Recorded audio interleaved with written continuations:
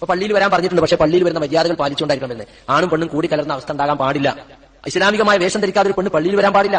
Side open ചുരിദാറും tight fit ജീൻസും ഒക്കെ ഇട്ടിട്ട് ഇങ്ങനെ നിസ്കാര കുപ്പായം ബാഗിൽ കൊണ്ടുവരിക, എന്നിട്ട് പള്ളിയിൽ നടത്തുമ്പോൾ പർദ്ദ ഇടുക, എന്നിട്ട് പള്ളി കളിക്കുക, പള്ളിയിൽ നിറങ്ങിയ പിന്നെ അത് ഇതിൽ അയച്ചിക്കുക, എന്നിട്ട് ഇങ്ങനെ സൊസൈറ്റി ലേഡിയായിട്ട് നടക്കുക. അള്ളാഹുവിന്റെ ശിക്ഷ ഇറങ്ങൂലേ. പള്ളി ഞങ്ങൾ ഒരിക്കലും ചെയ്യരുത്, നശിപ്പിക്കരുത്. അതുകൊണ്ട് ആണും പെണ്ണും കൂടി കലർന്നതിലുള്ള വിഷമങ്ങൾ പറഞ്ഞു കൊടുക്കണം. നമ്മുടെ കുടുംബത്തിലൊക്കെ കുട്ടികൾ കുറച്ച് പ്രായപൂർത്തി എത്തിയാൽ, ഒരു 10-12 വയസ്സ് പെൺകുട്ടികൾക്ക്, ചില പെൺകുട്ടിയൊക്കെ 9-10 വയസ്സാകുമ്പോൾ തന്നെ അർത്ഥം ഉണ്ടാവും. അതൊരു പ്രായപൂർത്തിയായി, അവർക്ക് ഇസ്ലാമിന്റെ നിയമങ്ങൾ ബാധകമായി. അള്ളാഹ് ഒരു മരിച്ച അള്ളാന്റെ ചോദ്യത്തിന് വിധേയമായി. കുട്ടിയല്ലേ, സാരല്ല എന്നുള്ള ആനുകൂല്യം നഷ്ടപ്പെട്ടു കഴിഞ്ഞു. അത് നിങ്ങൾ മനസ്സിലാക്കണം. 15 വയസ്സാണ് സാധാരണയായി പ്രായപൂർത്തി എത്താൻ വേണ്ടി പറയുന്നത്. പക്ഷെ പെൺകുട്ടിയെ സംബന്ധിച്ചിടത്തോളം അർത്ഥം ഉണ്ടാകുക എന്നുള്ളതാണ്. അപ്പൊ പ്രായപൂർത്തി എത്തിയാൽ കുട്ടികൾ പറഞ്ഞു കൊടുക്കണം, മോനെ മോളെ നീ ചെറിയ കുട്ടിയല്ലപ്പോ, നീ പ്രായപൂർത്തി എത്തിയാൽ മോനാണ് മോളാണ്, നിനക്ക് ഇന്ന ഉത്തരവാദിത്തങ്ങളൊക്കെ ഉണ്ട്, നീ ഇങ്ങനെ സൂക്ഷിക്കണം, വീട്ടിൽ അന്യ ആണുങ്ങൾ അവിടെ പോയി ഇരിക്കരുത്. ഇപ്പൊ എളാപ്പാന്റെ മോനല്ലേ, ഉത്താപ്പാന്റെ മോനല്ലേ, ജ്യേഷ്ഠത്തിന്റെ മോനല്ലേ, നിങ്ങളെ മോളും നിങ്ങളെ ജ്യേഷ്ഠത്തിന്റെ മോനും ഒപ്പം ബൈക്കിൽ പോകാൻ പറ്റുമോ? എന്റെ ആങ്ങളല്ലേ? ഏയ് കോളേജിലേക്ക് കൊണ്ടുവന്നാക്കാൻ വരും. ആരറിയത്? ഏയ് എന്റെ ആരത്? എന്റെ ആങ്ങളറിഞ്ഞ ഉമ്മാന്റെ അനിയത്തിന്റെ മോന്, ഉമ്മാന്റെ ജ്യേഷ്ഠത്തിന്റെ മോന് അല്ലെ. തെക്കൻ കേരളത്തിലൊക്കെ ഉമ്മാന്റെ ജ്യേഷ്ഠത്തിന്റെ മോൻ അനിയത്തിന്റെ മോളെ കല്യാണം കഴിച്ച ഭയങ്കര അപകടമായി. ഇസ്ലാമിൽ ഒരു അപകടമല്ല. പിന്നെ പ്രേമിച്ച് ഒപ്പം കൂടിയിട്ട് കുടുങ്ങിയ കല്യാണം കഴിച്ചു കൊടുക്കുന്നില്ല. തെക്കൻ കേരളത്തിൽ കല്യാണം കഴിച്ചു കൊടുക്കില്ല. ജ്യേഷ്ഠത്തിന്റെ മോൻ അനിയത്തിന് അല്ലേ. തൃശ്ശൂരൊക്കെ അങ്ങനെയല്ലേ സ്വഭാവം ഇസ്ലാമിലുള്ളത്? അവൾ ഏട്ടന്റെ അനിയന്റെ മക്കൾ പരസ്പരം കല്യാണം കഴിക്കാൻ പാടില്ല, പാടില്ല എന്നാണ് തെക്കൻ കേരളത്തിൽ അവർ മനസ്സിലാക്കിയത്. അപ്പൊ അവർ കന്യ പുരുഷന്മാരാണെന്ന് നമ്മൾ കുട്ടികൾക്ക് പറഞ്ഞു കൊടുക്കണം. ജ്യേഷ്ഠത്തിന്റെ മോൻ വന്നു, എടി നിന്റെ പേനം നോക്കാം, നമ്മളെ മടി തളിച്ച് പേൻ നോക്കിയിരിക്കുക അല്ലെ. പിടിക്കലും വലിക്കലും കളിക്കലും കല്യാണ തലേന്നൊക്കെ എന്തെല്ലാം നടക്കുന്നത്. ചിലപ്പോൾ കൂടെ തന്നെ കിടക്കലും ഇരിക്കലും, അവന്റെ ബൈക്ക് കയറലും പുറത്തു കയറലും അല്ലെ. ഇതെല്ലാം നമ്മുടെ പെൺകുട്ടികളെ ആൺകുട്ടികളുമായുള്ള ബന്ധത്തിൽ, നീ പെണ്ണാണ് നീ അവനെ സ്പർശിക്കുന്നത്, നീ ആണാണ് പെൺകുട്ടികളടുത്ത് പോകാൻ, പെൺകുട്ടികളടുത്ത് പോകാം, ആൺകുട്ടികൾ ഇങ്ങോട്ട് പോകാം. അതൊക്കെ വീട്ടിൽ നമ്മൾ ശീലിപ്പിക്കണം. അത് ഉമ്മാക്കനത് ഉണ്ടാവില്ല. ഉമ്മ ഭർത്താവിന്റെ അനിയനോടും ഏട്ടനോടും ഒക്കെ കളിക്കുണ്ടാവും, അവരെ കുട്ടികളും കളിക്കൂലേ. ഏട്ടത്തിന്റെ ഭർത്താവിനോട് അനിയത്തിന്റെ ഭർത്താവിനോടൊക്കെ തുള്ളിയും പിടിച്ചും കളിച്ചൊക്കെ ചിരിക്കുണ്ടാവും, അവരെ കുട്ടികളും കളിക്കൂലേ. അപ്പൊ അന്യ പുരുഷൻ ആരാണ് എന്ന് നമ്മളെ കുട്ടികൾക്ക് നമ്മൾ പഠിപ്പിച്ചു കൊടുക്കണം. അത് പഠിപ്പിക്കാത്തത് കൊണ്ട് എന്താ അറിയോ, അമ്മാവന്റെ മകനും, അമ്മാവെന്നാണ് ഉമ്മാന്റെ ആങ്ങളന്റെ മോനും, അമ്മായി തന്നെ പിന്നെ ഈ നാദാപുരത്തേർക്കും കടത്തൂർക്കാർക്കൊന്നും അമ്മായി പറഞ്ഞ ജ്യേഷ്ഠന്റെ ഭാര്യയാണ്.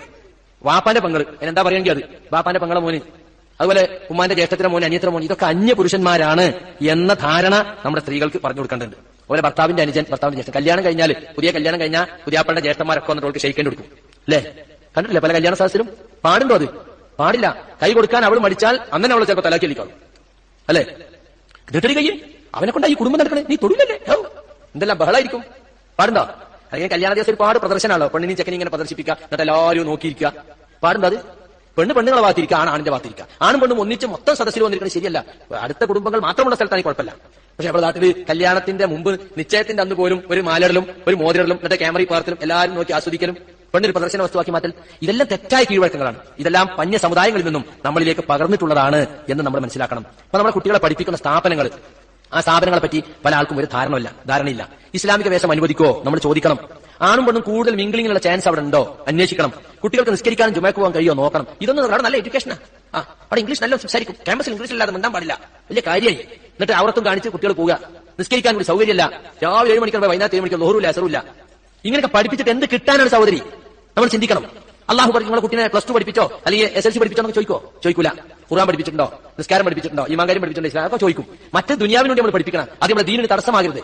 ദീനീ വിദ്യാഭ്യാസത്തിന് തടസ്സം, ദീനീ സംസ്കാരത്തിന് തടസ്സമായ ഒരു വിദ്യാഭ്യാസം നമുക്ക് പാടില്ലാത്തതാണ്.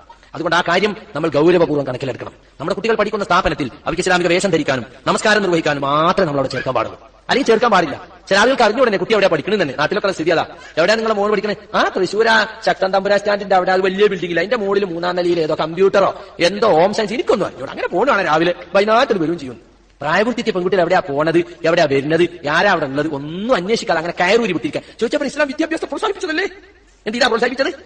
തന്നെ സംസ്കാരമില്ലാത്ത ഏർപ്പാടാ പ്രോത്സാഹിപ്പിച്ചത്? എവിടെയാണ് നമ്മൾ പഠിച്ച ഇസ്ലാം?